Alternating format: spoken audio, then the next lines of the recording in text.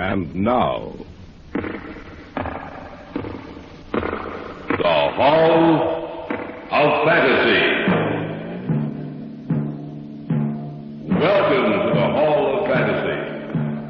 Welcome to the series of radio dramas dedicated to the supernatural, the unusual, and the unknown. Come with me, my friends. We shall descend to the world of the unknown and forbidden. Down to the depths where the veil of time is lifted and the supernatural reigns as king. Come with me and listen to the tale of the Shadow People. Elaine, have you seen anything else since you spoke to me last? No, I haven't. Ever since Mother died, nothing's happened.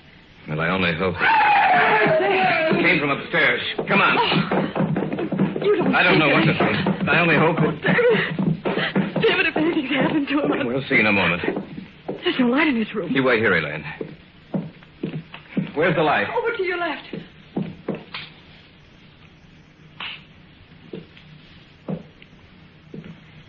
David, what's wrong? Why didn't you leave the light on? Your father's dead, Elaine.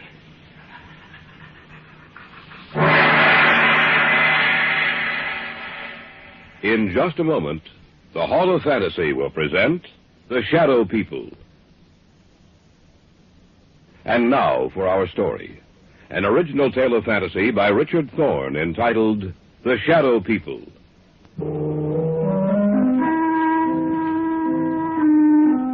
Somewhere along the line of your life, you've met them. You have come in contact with the Shadow People. When did we first discuss it? Oh, yes, Brian and Elaine and I. It was in my apartment. There was only one light on in the entire place. What's wrong? Elaine, what's the matter? Oh, it's silly, I know, but I thought I saw something in that doorway over there. Where? Over there, right over there. Where are you going, David? Over to that archway, just to let you know that nothing's here. Huh. You see, Elaine, nothing's wrong, nothing at all. Are you satisfied that there's no one else here but us? Yes, I'm sorry. I just thought that Leave the overhead lights on. I'm sorry. I thought that... Put them back on, David, please. All right, Elaine. Look, what's bothering you, sis? I don't know. It's just that... I don't know. Tell us about it, Elaine. Tell us what's bothering you. You promise that you won't laugh at me? Of course not. Brian? Oh, Elaine, I'm your brother. If something's troubling you, I'd like to know about it. All right, then. The reason I was so upset was the fact that I saw someone or something standing in that archway. But, Elaine, David showed you that there was no one else in here. When the lights were put on, you saw for yourself that we were alone. I'm not talking about something you can see in the light, Brian. I'm not talking about a human being. Then what's it all about, Elaine? In the darkness, I saw something that can't be seen in a lighted area. And I've seen it several times before. You're sure you're not imagining this, Elaine? Oh, I don't have that good an imagination, Brian. How long have you seen this thing, Elaine? Well, it started about 6 weeks ago. You were in Detroit on business, Brian. Mom and Dad were on vacation. I was in the house by myself, in the library. There was only one light on. I sat in the chair beneath it, reading. Several times I thought that something was watching me. I felt there was someone in the room with me, standing right in back of me. Every so often I'd glance back over my shoulder, but there seemed to be nothing there. And then I thought I heard someone whispering. I wasn't sure, but when I heard it again, I got up and I looked all over the house. Oh, I'm not easily frightened, you know that, but out in the hallway, it was almost entirely black. Luckily, I was near a light switch. I looked back over my shoulder, and I saw this huge, hulking shape for the first time. And I heard a voice. Or rather, the whisper of a voice. I couldn't distinguish the words, but that dark shape seemed to be moving towards me. My hand was on the light switch, and I turned it on. In a minute, the light flooded the hallway. The shape was gone. There was nothing there. I was alone again. As long as there's light, I know it can't hurt me. I know it can't reach me. You might have imagined it, you know. Of course, that's possible, but I'm sure I didn't. It was so real. So real, that shape in the darkness. It was the very essence of evil itself.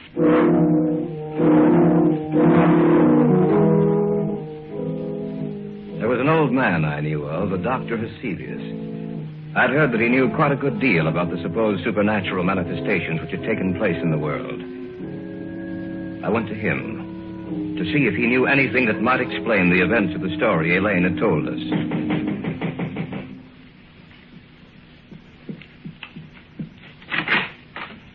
Yes, my good sir. What do you wish? I have an appointment with Dr. Heselius. Oh, yes. He mentioned something about it. You are Mr. Drake. Yes. If you'll come inside. Thank you. Dr. Heselius is in the study. Please come with me. Doctor, a visitor for you. Oh, yes. Bring him in. You may go now. Yes, Doctor. Mr. Drake? Yes. Sit down, please, in that chair over there. Thank you, sir. Now, what is the nature of your visit to me? Well, I understand, Dr. Heselius, that you have a great knowledge of the supernatural manifestations which have occurred on the earth. Great knowledge, Mr. Drake? No, hardly that. I have only scratched the surface in my years of study. Perhaps I can help you. Then again, perhaps I cannot. Well, may I tell you the story? By all means, my good sir. All right. Now, this didn't happen to me, Doctor, but to my fiancée. It seems that about 6 weeks ago, when she was alone. But when the light was on, the dark form disappeared. And that's the story, sir. As much of it as I can remember. Mm-hmm. I see. It's a strange tale to tell. I'm fully aware of that, Dr. Heselius. You say she seemed to hear whispered voices? Yes, that's what she says. I see. A moment, please. I have a book in my file. Oh, yes. Here it is. This is the one. Yes. Perhaps I may be able to help you after all. Let me see. This is a very ancient book, Mr. Drake. I seem to remember... Yes. Here is an account of a happening such as you relate. And we shall live on the earth, and they shall not see us. Yes, it has been foretold by the ruler of the darkness. They who live by day, retire to sleep by night, shall never know that we walk with them, that we watch them, that we wait for our chance. Only in the night will they see us, for in the daylight we are not seen. Only in the night, when the darkness grows together and the forms of the shadow people are shaped from the blackness, they will know us. Then they will know that we are their companions, for we are the shadow people. I knew I had read something similar to the story you have told me, Mr. Drake. Dr. Heselius, what can we do? Well, give me a little time. Let me see if I can find any more references to these people of the darkness. One more thing, Mr. Drake. Be sure that your fiancée is never left alone at night. Be sure that there is some living thing, animal or human, which accompanies her every second of the night. For she is in danger, Mr. Drake. A terrible danger.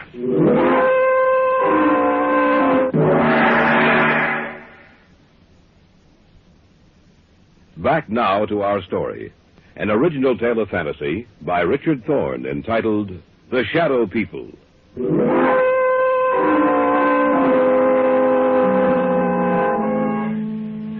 That night, the night of the day I had seen Heselius, Elaine's mother died. She died in her sleep. When she failed to appear for breakfast, Elaine's father went upstairs to see what was wrong. When he entered her room, he discovered that she was dead. The family doctor couldn't explain it, for Elaine's mother had been in perfect health. A few weeks later, I was out at the house spending a weekend with them. I glanced at the clock on the mantel, and it showed 11.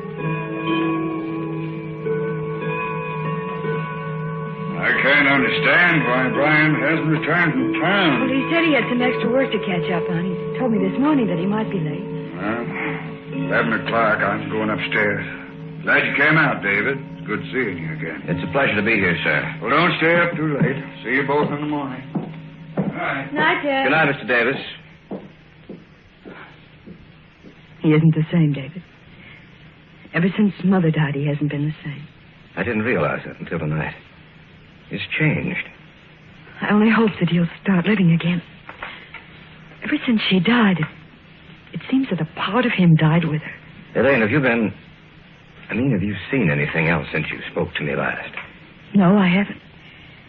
Ever since Mother died, nothing's happened. Well, I only hope. Came from upstairs. Come on. You don't think... I don't know what to think. I only hope... David, if anything's happened to him... We'll see in a moment. There's no light in his room. You wait here, Elaine. Where's the light? Over to your left.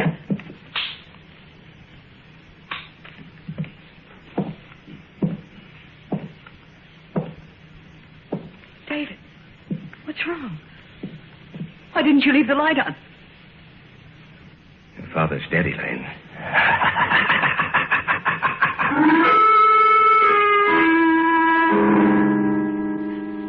I'd walked into the darkened bedroom. On the bed was Elaine's father.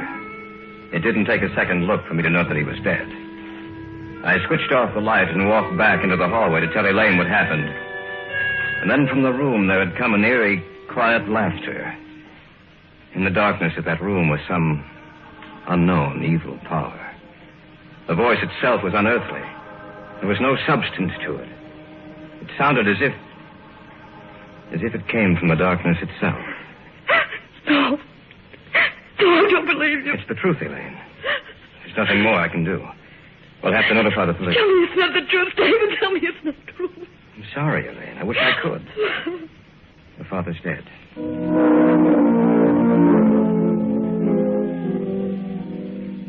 After the burial, Dr. Heselius got in touch with me.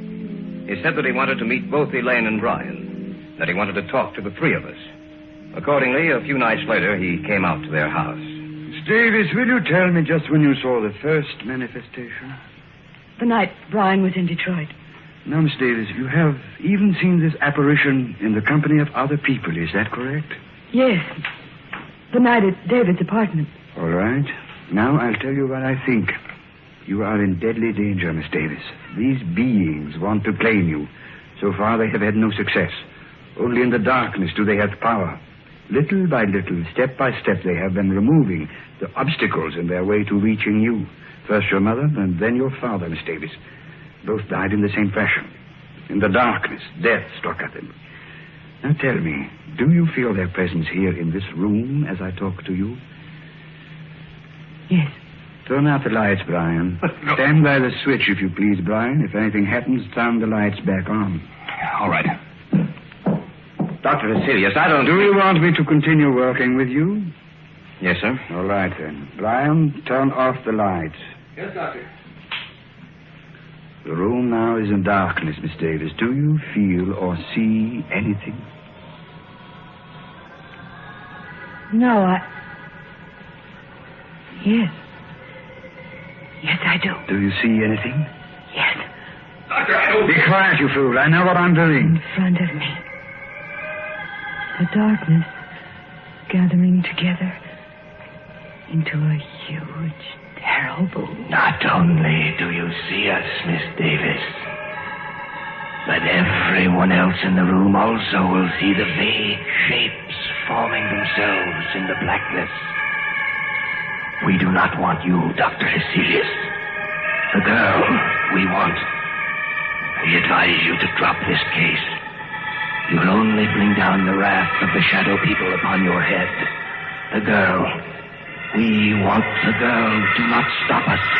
Let us take her now. Turn on the light. They're gone. Miss Davis, are you all right? Yes. Yes, I am. Just as she said. The darkness, I saw it form into something, too. So did I. What are we going to do, Dr. Heselius? At the present moment, I don't know. But this much I do know. You must leave this house immediately. You must try to get out of their reach. I don't know if that is possible. I hope it is. I shall have to return to my home. I must learn if there is some manner by which we can defeat these creatures. For the moment, leave this house. Dispose of it in any manner you may see fit, but leave this house.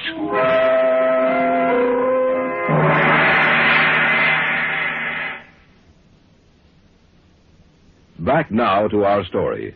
An original tale of fantasy by Richard Thorne entitled The Shadow People.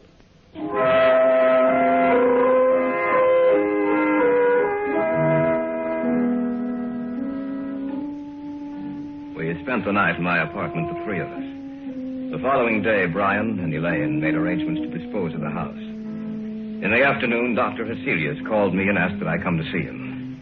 David, I'm glad you're here. Anything new, Doctor? Yes and no. You realize, of course, that this spiritual manifestation is not new, that it has gone on for centuries. No, I wasn't aware of that. It's true, David. De Maupassant wrote what was supposedly a fiction story about the manifestation, David. He called it Orla. However, according to the information here on my desk, it was taken from an actual case history.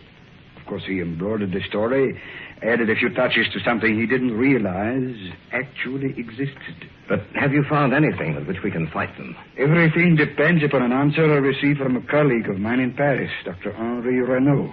I dispatched a telegram to him last night. Why hasn't he answered by now? There are certain things that must be done.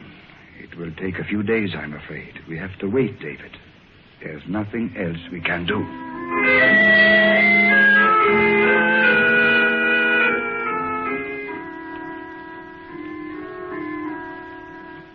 In the next few days, the house was sold, and Brian and Elaine moved into a newer, more modern home a few miles from my apartment.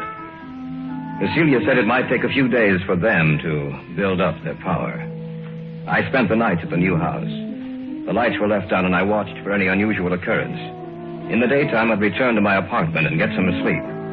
About 4 days after Elaine and Brian moved into the new house, I was at home when Hecelius phoned me.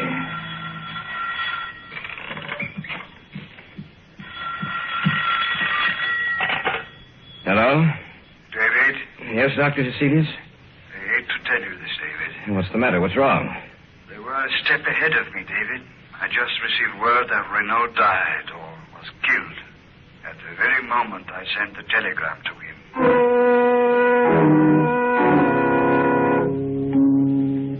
Step by step, they had outwitted us. For they had anticipated every move we'd make. Even Dr. Hecelius was at a loss as to what to do. He agreed to meet me at the Davis house. What did you want to see us about, Dr. Hecelius? Did you find out anything more? I'm sorry to say that I haven't. At the moment, I'm at a complete loss. I don't know what to do. But what did you want to see us about this evening? Merely to check, to see if anything else has happened. Miss Davis, have you seen or heard anything? Not in the house, only in my dreams. Your dreams? Yes. When I go to sleep at night, in my dreams, in the darkness, I see them. And it's grown worse, much worse. I was hoping that it would not have progressed so far. There has been no disturbance in this house, but now they disturb your sleep, Miss Davis. Now, you must stay a week, for as long as you can. I want the three of you to move into my house. Perhaps that will give you more protection.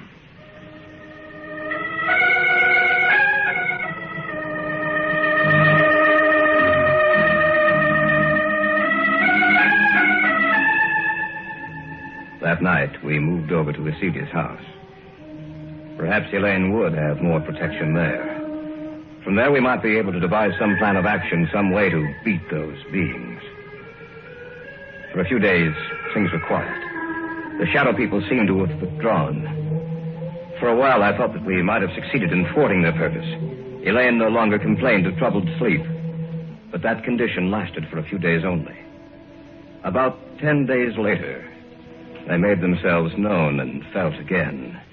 That night, we were in the study, when suddenly Hecelius whirled around and... Elaine, what are you looking at? Outside the house. Right where the light leaves off, I see them. She's right, Dr. Hecelius. I can see them, too. What should we do, Doctor? Nothing. What do you mean, nothing? There's nothing we can do. We can't just... We can't do anything, Brian. Don't you understand that they have us at their mercy? The greatest man in my field was Henri Renaud. If he could do nothing against them, what do you think we could do? He's right, Brian. There's nothing we can do. As long as the house remains lighted, just so long will they remain outside. If the lights were... That sounds When my father was killed. The same sound. We heard the same sound. The lights. What's happened to the lights, all right? No. Be quiet, please. I thought of this emergency. A candle. That's right, Miss Davis. As long as this burns, this one candle will be safe. For they cannot advance into the light. They are limited by the darkness. As long as the candle burns, they will have to remain outside of this room. Around you, in every room of the house, in the darkness outside, we are around you. This time you shall not escape. This time we will claim you. Take it easy, Brian. I can't stand it. I'm getting out of here. Brian, come back. Don't be a fool. I'm going after him. Stay here. We just can't let him He go. won't have a chance. I doubt it. Miss Davis, I'm afraid that your brother is dead.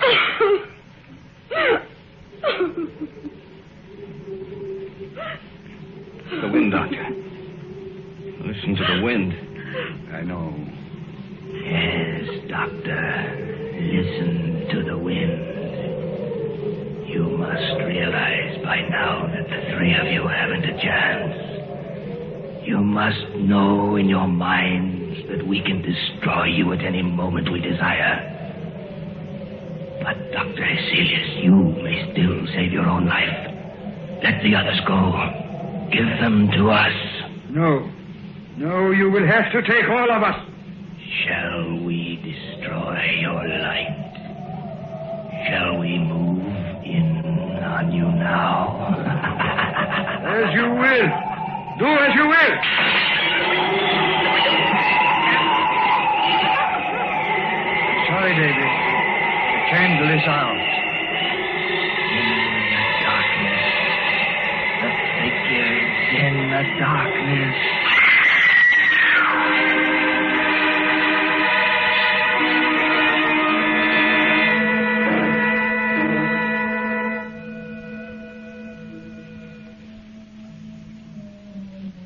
We warned you, Heselius.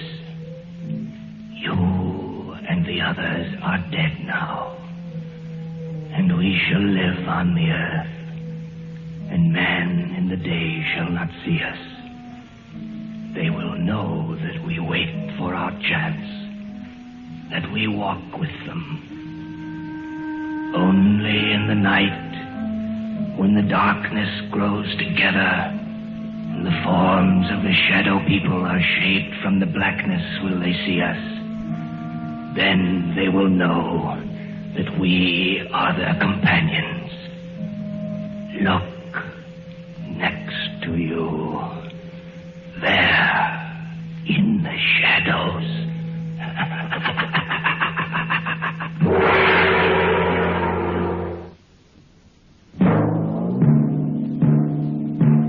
So runs tonight's tale of the unusual, the terrifying, the unknown. Join us again when next we journey down the corridors of the Hall of Fantasy to hear another strange tale of the supernatural. All characters and events portrayed in these programs are fictional, and any similarity to actual events or persons, living or dead, is purely coincidental.